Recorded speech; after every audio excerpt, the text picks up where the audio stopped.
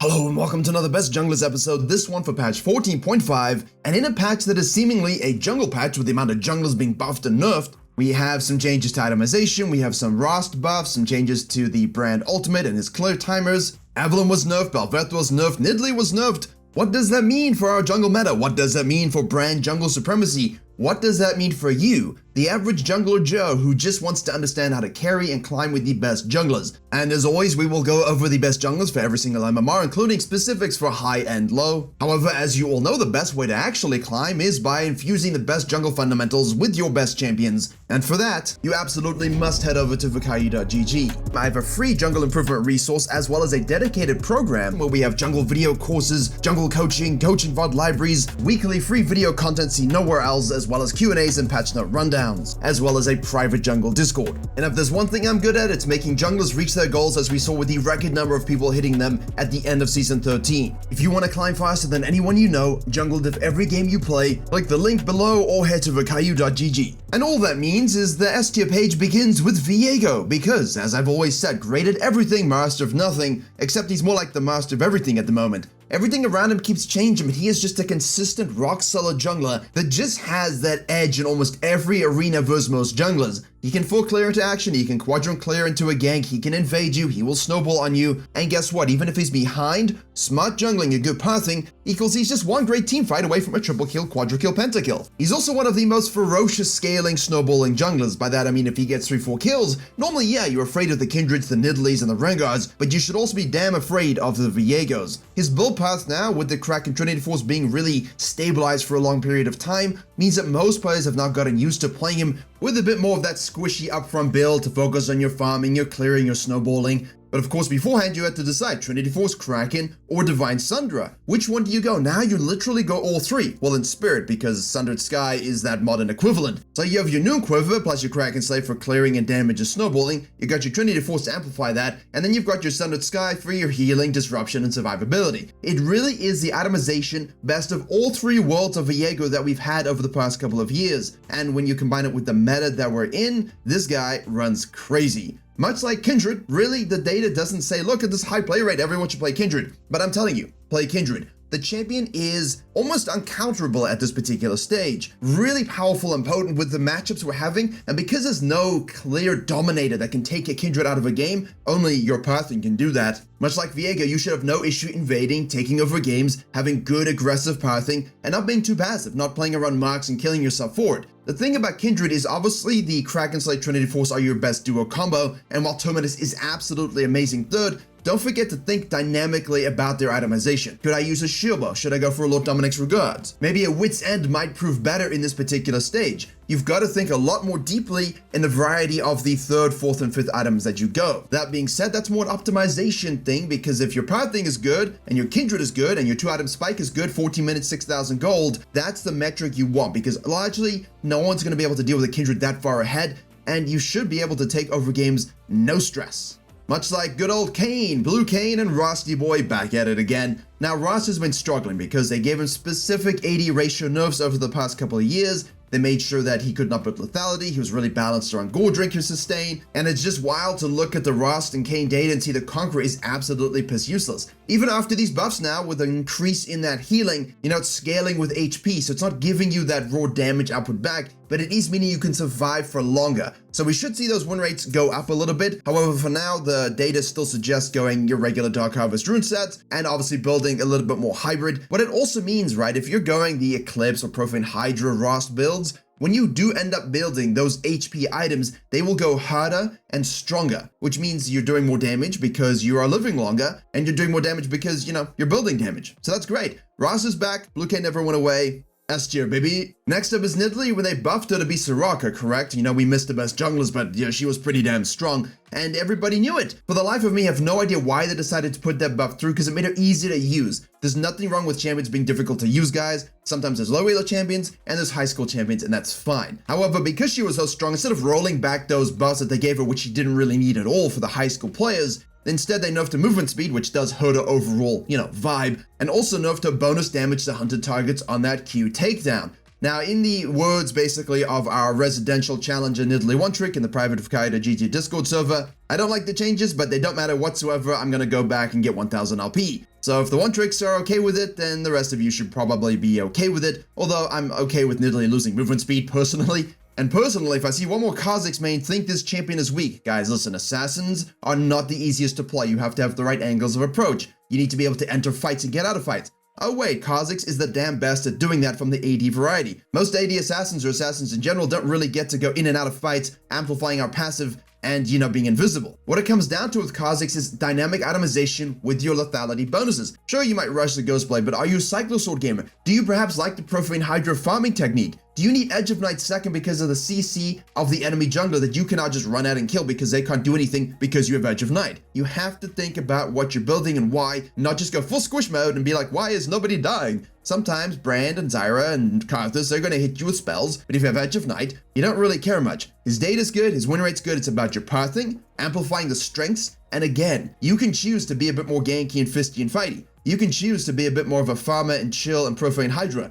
It's all on you when you play Kha'Zix. Following this, Bel'Veth mains cried more than anybody I've ever seen about the damage reduction nerfs. Man, if you can just run at people and then press E and win, that's not skill, and you shouldn't be able to do that. So they're removing the ability for you to do that and survive. So if you do it, you should die. And that's what they were worried about. Turns out it didn't really matter that much, and I told everybody this in the patch note rundowns. I said, look, if you play Bel'Veth, you're gonna notice you're gonna die a little bit more when you do dumb plays. But as long as you play like a normal person who's smart and has good jungling, you will execute beautifully on Bel'Veth and have no issue carrying games the way you've always carried games. You just might have to think a little bit about your positioning when it comes to using your sucky E taking a dump, or laying eggs, or whatever she's doing. Next up we have Briar, and again they've been shifting him more to that fighter style, and honestly when I made my best carry junglers I was like, guys, you must go fighter, except the thing is you can also still go, assassin, because you need AD ratios to do damage. Now while you still want to go more HP bruiser heavy, it doesn't mean you can't start with, an Eclipse, or maybe even a Ghostblade, and then you have your Sundered Sky and your Sterix gauges, and maybe you even want to go Lord Dominic's Regard to try and close the game out with a collective full lethality build. You can do all of these things. It feels like she's reached this point where it's really, you can go fighter, you can go full assassin, you can go hybrid fighter assassin, except you're not going to be able to play her in, higher elo because stack check, on rails, unskilled champions tend to not do very well in that arena, and a win rate does represent this. But if you're looking to at least get to Master Tier, at least get to Diamond, nothing's stopping you other than,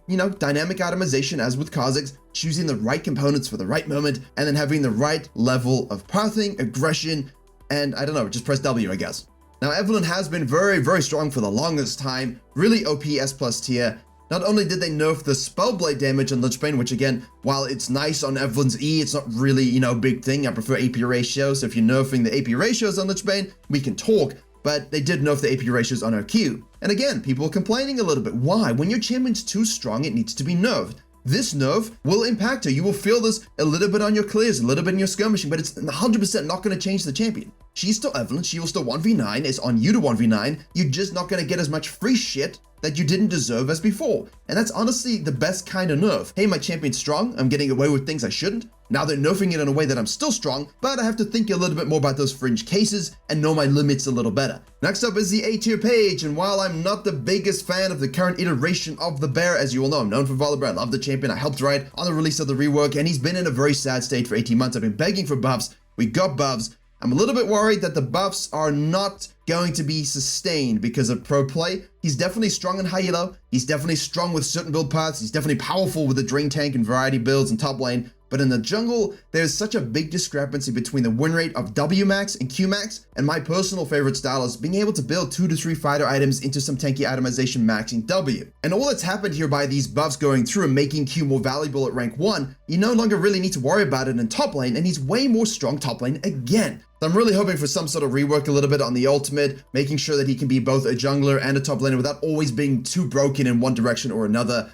And overall, he's still a great jungler, you can still win, you can still carry, it's just not quite my kind of style in the jungle, but hey, champion's good. Alright, next up we have Lee Sin, and he suffers a little bit from what we call the skill issue. Now, a lot of people have been complaining a little bit publicly, hey, don't go Sundered Sky, hey, don't go Shojin. Guys, you can go Sundered Sky, you should do it, and you can go Shojin. What you shouldn't be doing is rushing those items. Just rush the Eclipse, get your lethality spike, get your snowball going, then go into the HP, the sustain of Sundered Sky. Then if you're super juiced, sure, you can go Shojin. I mean, ideally, go Black Cleaver and Sterix and stuff like this, but you can very, very easily go into the Shojin as well if you're smurfing it up. All that is to say is you have full control over your destiny as long as, again, you understand your items and your pathways. Next up, we have Rengar, and while you could put other junglers on this list, I think his win rate is great, his items are great, his nerf was a really good nerf to keep him balanced and not too strong. There's really nothing that's changed from Rengar's reality. If you main him, if you're one trig, your life is really focused on you. You're focused on the catch, you're focused on killing ADCs and Sorakas and killing Smolders, being aggressive versus enemy junglers. There's really quite a detached reality when you play Rengar, and honestly nothing's changed in that regard, so go ahead, meow away. Next up we have Graves, who's looking a little bit weaker and will get weaker again next patch as they finally nerf the serrated Dirk spikes, and that's okay. Graves is still going to be able to carry your games, but it is definitely counterability to him. He's definitely showing cracks in his power, in his meta dominance, and I'm all for it because he's been here for so damn long and it's really, really boring to play and to face. Also, psychopathic level 1 invades need to go away. Next up we have Elbrand, who was again buffed with his clear speed, although his ultimate was nerfed a little bit later on. From a jungler perspective,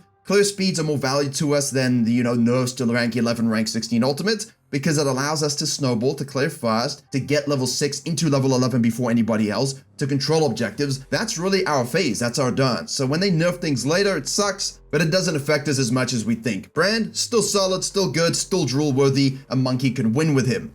Speaking of monkeys who can win with champions, Vi is one of those, but she has way more skill expression than Brand even with a point-and-click ultimate. Think about that for a second. We are playing against highly mobile ADCs, we're playing against Smolders who just pentakill you with point-and-clicks, so we need to kill him with point-and-clicks. That champion is a failure in champion design, Ziri is a failure in champion design, and both of them are countered by one simple button. So as long as you are clearing enough to get a few flashes early, you have guaranteed kills at level 6, and then you run away with the game. Next up is Master Yeetus, because he's going to delete us. At least if it's Cenarius or a few other good Master Yis. Most of them are not that great, but the champion's actually in a really based, solid spot. I don't really feel like he's going to overrun me by default. I don't really feel like he's super duper weak, because once he gets fed, it's rough. Let's just call it how it is. The champion is, as he always has been. Much like Groggy Ice, who's been pretty strong for many years, has had a few nerfs and then compensation buffs later on that, dips in the win rate and the popularity. He's still hard to use, he's still super strong, Lichbane is powerful, which means Gragas is powerful. He's just harder to execute in the jungle than anywhere else. Although I will tell you this, if you can understand your ganking pathways and aggressive sort of pathing without worrying too much about the enemy jungler, get yourself a little bit fed, now the one-shots will begin. Hey, Smolder's too far in the back line,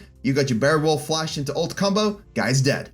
What's this? The low elo page populated with Briar, Nocturne, Master Yi, Brand, Rammus? I don't think any of us saw that coming, but obviously the Volibear, the Warwick are there, but I love the Jax here. I know his win rate isn't the best in low elo, there's other things you can go like Kane's and Lilia's when her bug fix has gone through, but the Jax for me is just one of these amazing, do I really deserve to get gold champions? Not because of Jax. Jax is simple to use and a little bit irritating. I know that, we all hate him, 100% we hate him, but if you're low elo and you can understand how to use Jax effectively, you've got clearing, invading, ganking, split pushing, and team fighting. If you can develop your macro with Jax in low elo, you will climb, if you're good at it, to infinity and beyond. Because the macro pressure from Jax is the thing that you can't really learn on certain other champions. Sure, you can split a Warwick a little bit, sure you can split a little bit of Volibear and Brand, but that's not really what we're talking about. We're talking about you're in low elo, your team sucked, your team's inting, you need to take all the turrets yourself and win team fights and flank and get objectives. Jax is your guy. Especially seeing as most people are going for the Briars, the Yis, and the Nocturnes, and you can just ban one of those that you hate, dominate the other one, and out-macro them. So these champions, all great for low elo. Once you shift on over to high elo, you'll notice that all of these champions are on the main list with the exception of Karthus and Talia. Now, obviously, Evelyn is still good, Rengar is still good, all of those regular champions are still good. You can use any number of these meta champions in high elo to climb and to get there and to sustain yourself. These are just the ones that have the best presence. And the reason I put the Karthus there is because people are not really picking up on him, and he can really dominate most games when you have an understanding of how to clear fast and using your tempo dead advantage. Enemy junglers will always be behind you if they make one mistake. You have exhaust, you have your E, you have your passive, you have your ult, you are insanely powerful. Whereas when you talk about high elo junglers, you often talk about mobility. So Talia shows up and says, what mobility? She's got her E, you can't dash over it, she's got to disengage, she's got to engage as long as you got a point and click stun on your team. It's not quite Maokai meta seeing as they keep trying to nerf him, but there's a lot of point and click stuns in this game. Play off of that, scale, get your wave clear, use rotations in your ultimate. These two champions for me are really strong and not seen enough. But I mean, why when you can play Xin Zhao and still run people over? Why when you can play Kindred and, just run people over? High elo is a really dynamic place at the moment for junglers. The jungle meta has a 1.1% pick rate between 29 junglers above 50%. It is the most balanced patch we've had in a long time, and to understand how to maximize that patch, you've got to become a jungle